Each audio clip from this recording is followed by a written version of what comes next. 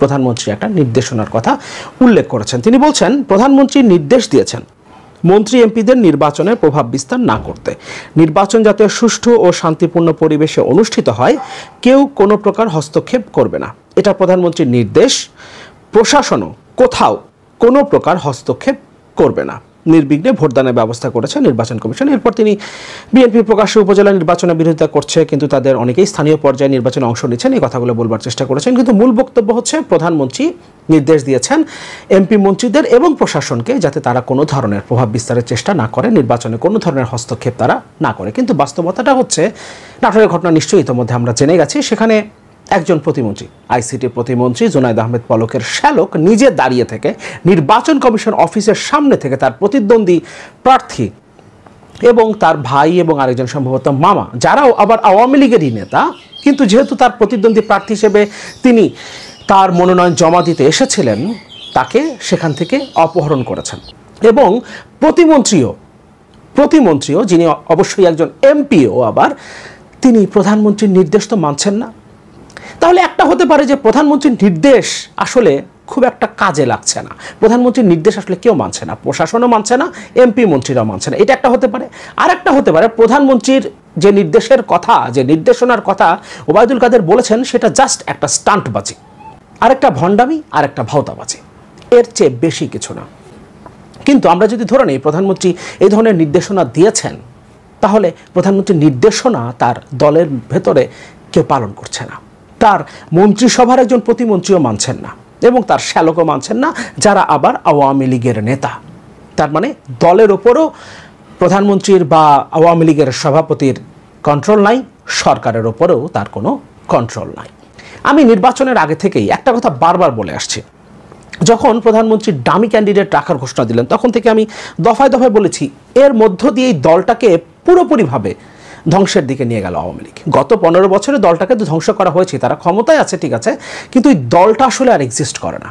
এবং dummy candidate দেওয়ার মধ্য দিয়ে নিজেদের দলের ভেতরে যে দ্বন্দ্বের জায়গাটা, যে সাংঘর্ষিক পরিস্থিতিটা তারা তৈরি করেছে, সেই জায়গা থেকে আসলে আর বের হয়ে আসা সম্ভব হচ্ছে না। এই কারণেই নিজের দলের আরেকজন নেতাকে তুলে নিয়ে যাচ্ছে, মারধর করছে, একাধিক নেতাকে, 3 জনকে তুলে নিয়ে যাওয়া হয়েছে। এবং যেহেতু এখানে আবার প্রভাবটা একজন প্রতিমন্ত্রীর শ্যালক হিসেবে এক পক্ষের বেশি, ফলে সেই পক্ষ এখানে ডমিনেট করছে। এভাবেই আসলে দলটা দিনে দিনে ধ্বংস হয়ে যাচ্ছে। আমরা একটু রিপোর্টটা দেখব এবং আরেকটা জায়গায় একটা ঘটনা ঘটেছে, সেই রিপোর্টটাও আমরা একটু দেখব। এখানেও নির্বাচন কমিশনের সামনে থেকে যেভাবে তুলে নিয়ে যাওয়া হয়েছে নাটোরে, সেভাবে এখানেও, এটা আবার নাটোর পৌরসভায় ঘটেছে। নাটোরে দুটো ঘটনায় নাটোরের, কিন্তু এটা নাটোর পৌরসভা, এবং নাটোর পৌরসভা কার্যালয়ের ভেতরেই সংঘর্ষ হয়েছে ওই আওয়ামী লীগের 2 পক্ষে, এবং এই 2 পক্ষের সংঘর্ষে একজন নিহত হয়েছেন, একজনের হাতের কবজি কেটে নিয়ে যাওয়া হয়েছে, সেটা পৌরসভা কার্যালয়ের ভেতরে। কিন্তু তারপরেও কাউকে গ্রেফতার করা হয়নি। পুলিশ বলছে তারা 2 জনকে জিজ্ঞাসাবাদের জন্য ডেকে এনেছেন, কিন্তু তাদেরকে গ্রেফতার করা হয়নি। এখানেও পুলিশ কি কোনো হস্তক্ষেপ করছে না? এখানে কি প্রভাব বিস্তার কেউ করছে না? এটাও, এর ভেতরেও কিন্তু আপনার উপজেলা নির্বাচনের ব্যাপারটা আছে। সেই রিপোর্টটা আমরা দেখব। এখানে একজন যুবলীগ কর্মী নিহত হয়েছেন এবং আরেকজনের হাতের কবজি কেটে নিয়ে যাওয়া হয়েছে, অথচ পুলিশ নির্বিকার। এবং আমরা রিপোর্টটা পড়লে বুঝতে পারবো, এমনও হতে পারে এই ঘটনা থেকে সামনের দিনে যদি বলা হয় এর পেছনে বিএনপি কিংবা বিরোধী দল দায়ী, বিরোধী দলের মদদেই এই ধরনের ঘটনাগুলো ঘটেছে, এই সংঘর্ষ ঘটেছে, কিংবা এই হত্যাকাণ্ডের সাথে বিএনপি বা বিরোধী দল জড়িত, তাহলে খুব অবাক হবার কিছু থাকবে না। কিন্তু সিসিটিভি ফুটেজে কিন্তু আমরা আওয়ামী লীগের নেতাদেরকে দেখছি। কালকে হয়তো এটাও বলা হতে পারে এই আওয়ামী লীগ নেতারা আসলে বহিরাগত, তারা হাইব্রিড, তারা আসলে আওয়ামী লীগ পরিবারের সন্তান না, নানানভাবে তাদেরকে হয়তো বা ডিজোন করার চেষ্টাও আওয়ামী লীগের পক্ষ থেকে হতে পারে। কিন্তু আপনি যেটাই বলেন না কেন, দলটা পুরোপুরিভাবে ধ্বংসের দিকে চলে যাচ্ছে। আমরা একটু নাটোরের প্রথম ঘটনাটা দেখি, যেটা নির্বাচন কমিশনের সামনে, যেটার সাথে জুনায়েদ আহমেদ পলকের শ্যালক জড়িত। প্রথম হলো একটা রিপোর্ট, উপজেলার পরিষদ নির্বাচন, নাটোরে 5 ঘন্টার ব্যবধানে সম্ভাব্য প্রার্থী ও তার ভাইসহ 3 জনকে অপহরণ। এখানে বলছে 5 ঘন্টার ব্যবধানে নাটোরের সিংড়া উপজেলা পরিষদ নির্বাচনে চেয়ারম্যান প্রার্থী হতে ইচ্ছুক দেলোয়ার হোসেন ও তার ভাই সহ 3 জনকে অপহরণের অভিযোগ উঠেছে। এই ঘটনায় সম্ভাব্য প্রার্থী লুৎফুল হাবিবকে দায়ী করা হচ্ছে। লুৎফুল হাবিব উপজেলা আওয়ামী লীগের যুগ্ম সাধারণ সম্পাদক ও শেরকোল ইউনিয়ন পরিষদের চেয়ারম্যান। তিনি তথ্য ও যোগাযোগ প্রযুক্তি প্রতিমন্ত্রী জুনায়েদ আহমেদ পলকের শ্যালক। এরপর যেভাবে অপহরণ করা হয়েছে সেই ঘটনাটার উল্লেখ করা হয়েছে। তারপর বলা হচ্ছে বিকেল 3:45টার দিকে দেলোয়ার হোসেন এই প্রতিনিধির কাছে ঘটনার বর্ণনা দিয়ে তার অপর সহোদর ভাইকে নিয়ে জেলা নির্বাচন কার্যালয়ে যান মনোনয়নপত্রের প্রতিলিপি জমা দিতে। বিকেল 4টার কিছু পরপরই একই মাইক্রোবাসে করে দুর্বৃত্তরা জেলা নির্বাচন কার্যালয়ে আসেন। তারা প্রার্থী দেলোয়ার হোসেনকে কিলঘুষি মারতে মারতে জোর করে মাইক্রোবাসে তুলে নিয়ে যান। এ সময় সেখানে একজন সাংবাদিক উপস্থিত ছিলেন। উপস্থিত সাংবাদিক কামাল হোসেন প্রথম আলোকে জানান, সিংড়া উপজেলা স্বেচ্ছাসেবক লীগের সাধারণ সম্পাদক মোহন আলী সহ কয়েকজন যুবক দেলোয়ারকে মারতে মারতে গাড়িতে তুলে নিয়ে যান। অর্থাৎ প্রথমে দেলোয়ার হোসেন, যিনি প্রার্থী হতে চেয়েছিলেন, মনোনয়নপত্র জমা দিতে গেছেন, পরে আবার তার পক্ষে তার এক সহোদর ভাই এবং তার আরেকজন আত্মীয়, তারা দুজনই আবার আওয়ামী লীগের নেতা, তারা একটা নম্বর নেবার জন্য, একটা কোড নম্বর নেবার জন্য তারা নির্বাচন কমিশন কার্যালয়ে গিয়েছিলেন এবং সেখান থেকে তাদেরকে তুলে নিয়ে যাওয়া হয়। এরপর সেই ব্যাপারে প্রথম আলোর সাথে দেলোয়ার হোসেন, যিনি প্রার্থী, তিনি কথা বলেছিলেন। কথা বলবার পর তিনি আরেক ভাইকে নিয়ে, আরেক সহোদরকে নিয়ে তিনি নির্বাচন কমিশন কার্যালয়ে যান মনোনয়নপত্রের প্রতিলিপি জমা দিতে এবং সেখান থেকে তাকেও, অর্থাৎ প্রথম আলোর সাথে একবার তিনি কথা বললেন তার ভাইদেরকে, দুজনকে অপহরণের বিষয়ে। তারপর তিনি যখন আবার গেলেন নির্বাচন কমিশন কার্যালয়ে, তারপর সেখানেও তাকে কিলঘুষি মারতে মারতে একই মাইক্রোবাসে করে তাকে অপহরণ করা হলো। তার মানে সেই মাইক্রোবাসে নিশ্চয়ই আগে যে দুজনকে অপহরণ করা হয়েছে তারাও হয়তো ছিলেন, কিন্তু পুলিশ বলছে তারা অনেকগুলো টিম কাজ করছে এই মাইক্রোবাসটাকে খুঁজে বের করবার জন্য। অথচ নির্বাচন কমিশন কার্যালয়ে যেখান থেকে প্রথমে এই দুইজনকে অপহরণ করা হয়েছে সেখান থেকে আরেকজনকে অপহরণ করা হলো সেই মাইক্রোবাসেই, কিন্তু পুলিশ মাইক্রোবাসটা খুঁজে পাচ্ছে না। পুলিশের কাছে সেখানকার সিসিটিভির ফুটেজ আছে, কিন্তু কারা এর সাথে জড়িত সেটা প্রথম আলো বের করতে পেরেছে, সেটা অন্যান্য গণমাধ্যমে উঠে এসেছে, কিন্তু পুলিশ সেটা বের করতে পারছে না। পুলিশের বক্তব্য আমরা একটু দেখি। সিংড়া থানার ভারপ্রাপ্ত কর্মকর্তা আবুল কালাম জানান, 999 থেকে পাওয়া তথ্যের ভিত্তিতে তিনি সকালের ঘটনার প্রাথমিক তথ্য পেয়েছেন। অপহৃত দুজনকে মাইক্রোবাসে করে ঘোরানো হচ্ছে। আমরা তাদের অবস্থান নিশ্চিত হওয়ার চেষ্টা করছি। পরের ঘটনাটিও তার থানার এলাকার বাইরে, তাই তিনি এ ব্যাপারে খোঁজ নিয়ে বলবেন। পুলিশ সুপার তরিকুল ইসলাম বিকেল 4:15টার দিকে প্রথম আলোকে বলেন, সকালের ঘটনাটি আমি জানতাম না, বিকেলের ঘটনার কথা শুনেছি। ইতিমধ্যে কয়েক দলে বিভক্ত হয়ে পুলিশ দুর্বৃত্তদের আটক করার জন্য, অপহৃত দেলোয়ারকে উদ্ধারের জন্য তৎপরতা শুরু করেছে। কয়েকটা গ্রুপে তারা ভাগ হয়ে গেছে এবং যেখানে ঘটনাটা ঘটেছে, সকালেও ঘটেছে, সেই জায়গাতে আর পুলিশ যাচ্ছে না। তারা নানান জায়গায় ছোটাছুটি করছে, সবার চোখের সামনে ঘটছে ঘটনাগুলো, কিন্তু পুলিশ খুঁজে পাচ্ছে না। জেলা প্রশাসক বলছে তিনি নির্বাচন কর্মকর্তার সঙ্গে কথা বলে ঘটনার বিষয়ে নিশ্চিত হয়েছেন। তিনি পুলিশ সুপারকে বিভিন্ন স্থানে চৌকি বসিয়ে ওই মনোনয়ন প্রত্যাশী প্রার্থীকে উদ্ধারে পদক্ষেপ নেওয়ার পরামর্শ দিয়েছেন। তদন্ত করে এই ঘটনার সঠিক ব্যবস্থা নেওয়া হবে। আদৌ কোনো ব্যবস্থা হবে কিনা সেটা কে নির্ধারণ করবে? আমরা পরিষ্কার বুঝতে পারি প্রতিমন্ত্রীর শ্যালক যেহেতু এর সাথে জড়িত, সুতরাং সেই প্রতিমন্ত্রী আবার আমাদের প্রধানমন্ত্রীর পুত্র সজীব ওয়াজেদ জয়ের খুবই ঘনিষ্ঠ বলে আমরা জানি। সুতরাং জুনায়েদ আহমেদ পলকের শ্যালকের কি আদৌ কোনো ধরনের বিচার হবে, কোনো ধরনের ব্যবস্থা নেওয়া হবে তার বিরুদ্ধে? আর এখানে তো আসলে কুকুরে কুকুরে কামড়া কামড়ি, উভয় পক্ষই তো আওয়ামী লীগের নেতা। ভিডিও ফুটেজে কি দেখা গেল সেটা একটু দেখি। প্রথম আলোরই আরেকটা রিপোর্ট। ভিডিও ফুটেজে দেখা গেল প্রার্থীকে তুলে নিয়ে যাচ্ছেন আওয়ামী লীগ নেতার ঘনিষ্ঠরা নাটোর জেলা নির্বাচন কার্যালয় ও জেলা প্রশাসকের কার্যালয়ের সামনে থেকে।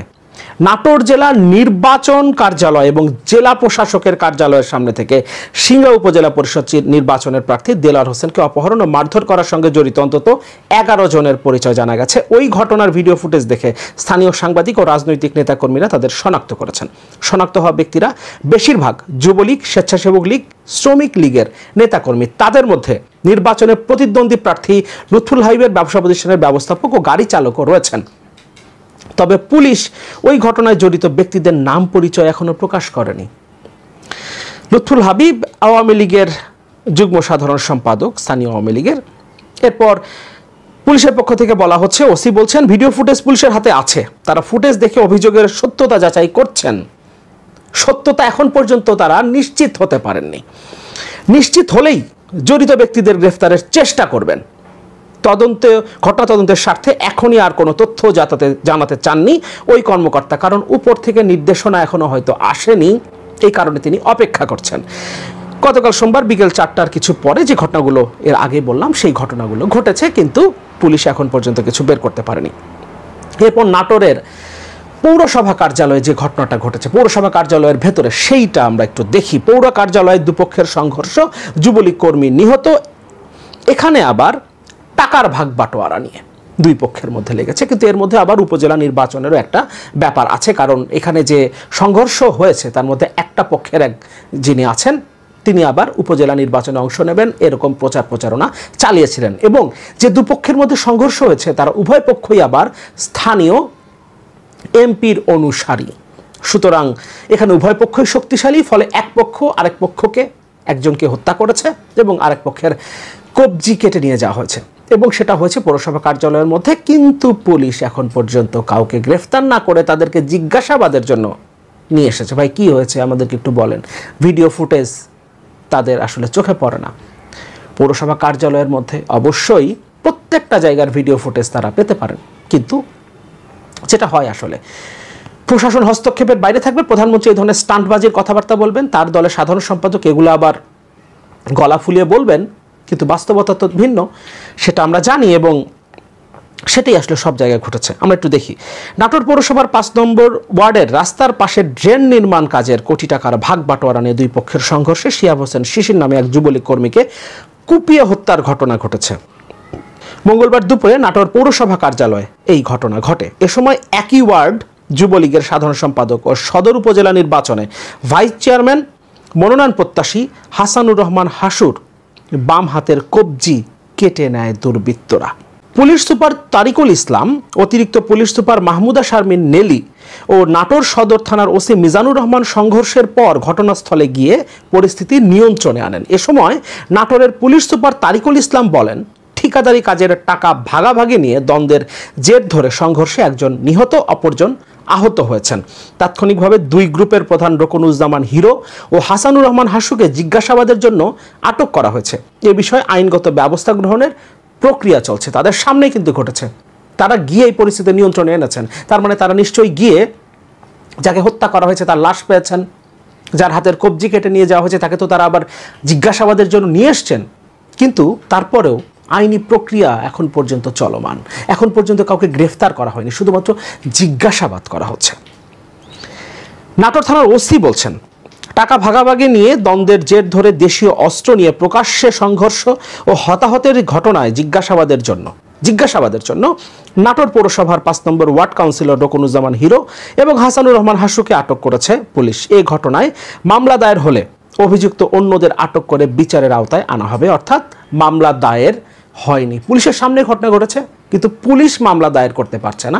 এখন উভয় পক্ষকে নিয়ে এসে তারা যদি মিটমাট করে ফেলে তাহলে কেউ তো আর মামলা দায়ের করবে না, তখন আর এই ব্যাপারে কোনো ব্যবস্থা নেবে না। পুলিশ বাদী হয়ে কি মামলা করতে পারে না? এই মামলাগুলো তারা করতে পারে। পুলিশ বাদী হয়ে হাজার হাজার মামলা আছে, হাজার হাজার। সেই মামলাগুলো বিরোধীদের বিপক্ষে যে মামলাগুলো করা হয় সেখানে পুলিশ বাদী হয়ে মামলা করতে পারে। বজ্রপাতের শব্দ শুনেও পুলিশ বাদী হয়ে বিস্ফোরণের মামলা করতে পারে বিরোধীদের বিরুদ্ধে। কিন্তু চোখের সামনে যেখানে হত্যাকাণ্ড ঘটেছে পৌরসভা কার্যালয়ের মধ্যে, সেটা নিয়ে তারা মামলা করতে পারছে না। তারা মামলা হবার অপেক্ষায় আছে। যদি মামলা হয় তাহলে তারা অভিযুক্তদের আটক করবে, তা না হলে বাস এখানেই শেষ। যেহেতু উভয় পক্ষকেই তারা নিয়ে এসছেন, তাদের সাথে কথাবার্তা বলছেন, সুতরাং নিজেদের মধ্যে মিটমাট মীমাংসা করে ফেলার চেষ্টা করবেন তারা। জেলা আওয়ামী লীগের সাধারণ সম্পাদক শরীফুল ইসলাম রমজান এ ধরনের ঘটনার নিন্দা ও বিচার দাবি করে বলেন, শিশির যুবলীগ কর্মী ও আওয়ামী লীগ পরিবারের সন্তান। শিশির নিরীহ ছেলে, পরিকল্পিতভাবে পেছন থেকে ধারালো অস্ত্র দিয়ে তাকে কুপিয়ে হত্যা করা হয়েছে। এই জায়গাটা ইম্পর্ট্যান্ট। তিনি বলছেন, শিশির নিরীহ ছেলে, পরিকল্পিতভাবে হত্যা করা হয়েছে পেছন থেকে। বলা হচ্ছে সে যুবলীগ কর্মী এবং আওয়ামী পরিবারের সন্তান। যেহেতু পরিকল্পিতভাবে হত্যার কথা বলছেন, তার মানে এখন সামনের দিনে আমরা যদি দেখি এটা নিয়ে বিরোধী দলের বিরুদ্ধে, বিএনপি নেতাকর্মীদের বিরুদ্ধে মামলা হয়েছে এবং বলা হচ্ছে তারাই পেছন থেকে পরিকল্পিতভাবে হত্যা করেছে, এই যুবলীগ কর্মীকে, যেহেতু সে আওয়ামী লীগ পরিবারের সন্তান, এটা আসলে খুব বেশি অবাক হবার কিছু থাকবে না। কিন্তু একটা বিষয় স্পষ্ট হলো, এই সরকারের যেমন রাষ্ট্রের উপরে কোনো কন্ট্রোল নেই, এই সরকার প্রধানের যেমন তার সরকারের উপরে কন্ট্রোল নেই, তেমনি আওয়ামী লীগের সভানেত্রী যিনি প্রধানমন্ত্রী তার দলের উপরে কোনো কন্ট্রোল নেই। এই কারণে প্রধানমন্ত্রীর নির্দেশনা, আওয়ামী লীগের সভানেত্রীর নির্দেশনাও তার দল পালন করছে না, এবং প্রধানমন্ত্রীর নির্দেশনা তার সরকারের একজন প্রতিমন্ত্রীও পালন করছেন না, এবং সবাই যার যার জায়গা থেকে নিজের হ্যাডম দেখানোর চেষ্টা করছেন। এভাবেই আসলে দলটা ধ্বংস হবে, এবং এভাবেই আওয়ামী লীগের পতন হবে, এই সরকারেরও পতন হবে। হয়তো অনেকেই বলবেন এই কথাগুলো তো আপনারা অনেক দিন থেকে বলে আসছেন, কিন্তু একটা বিষয় হচ্ছে দিনে দিনে তারা আরও বেশি করে নিজেদেরকে ধ্বংসের দিকে নিয়ে যাচ্ছে, এবং এভাবেই আসলে ধ্বংসের দিকে যাবে তারা। যখন গায়ের জোরে এভাবে